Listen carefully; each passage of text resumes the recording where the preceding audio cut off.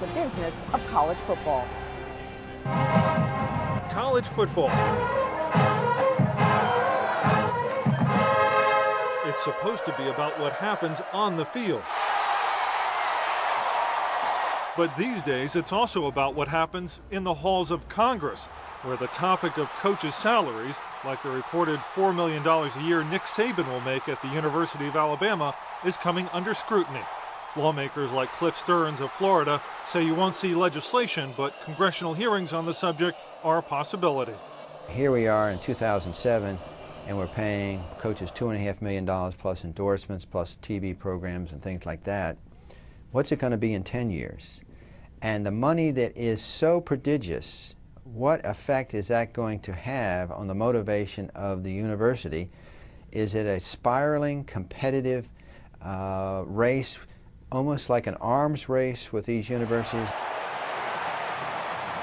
But others, like sports business analyst Rick Haro, say the idea of paying a coach $1 million or $2 million for a football program that might earn the school $20 or $30 million in profits makes financial sense.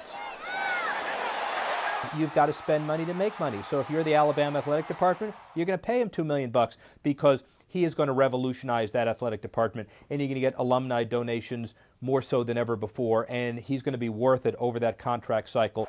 Miles Brand, president of the National Collegiate Athletics Association, says it's only a relative handful of coaches in the top-tier football schools who make those kinds of dollars. Different universities, Brand says, have different priorities. Is the value of this individual sufficient to warrant this compensation package? And are they producing the kind of value for the institution in terms of visibility, marketing, and I would say most importantly in terms of the education of the young men and women under these coaches' charges? Then they have to make their own decision and defend it. The issue of coaches' salaries raises a broader question about the nature of college football. How much is too much to pay for a winning program? And has an arms race mentality taken hold where winning and the money it generates trumps everything else that college football is supposed to be about?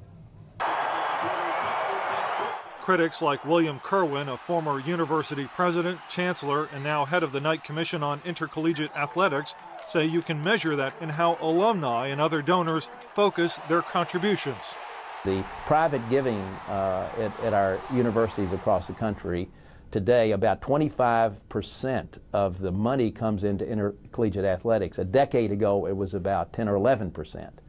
So it's this aspect that is so troubling to me, and I've come to be quite alarmed by what I call a distortion in values. Miles Brand of the NCAA disputes that. In this era, he says, universities and their football programs fill multiple roles. Some so-called reformists would like to see intercollegiate athletics removed from the campus entirely, either professionalize it or treat it as if treat these large institutions as if they're small, elite, liberal arts colleges. They're not. They have many missions, including missions of providing types of education that go beyond the classroom. They have missions about producing commercial activity in their communities. It's supposed to be an amateur's game, and at most smaller schools around the country, it still feels that way. But add in the big stadiums, multi-million-dollar television contracts, and corporate skyboxes, and it takes on all the trappings and money of a professional contest. And that's the paradox of college football, maintaining an uneasy coexistence among educating athletes, enriching universities, and entertaining fans. Jeff Yasteen, Nightly Business Report, Lubbock, Texas.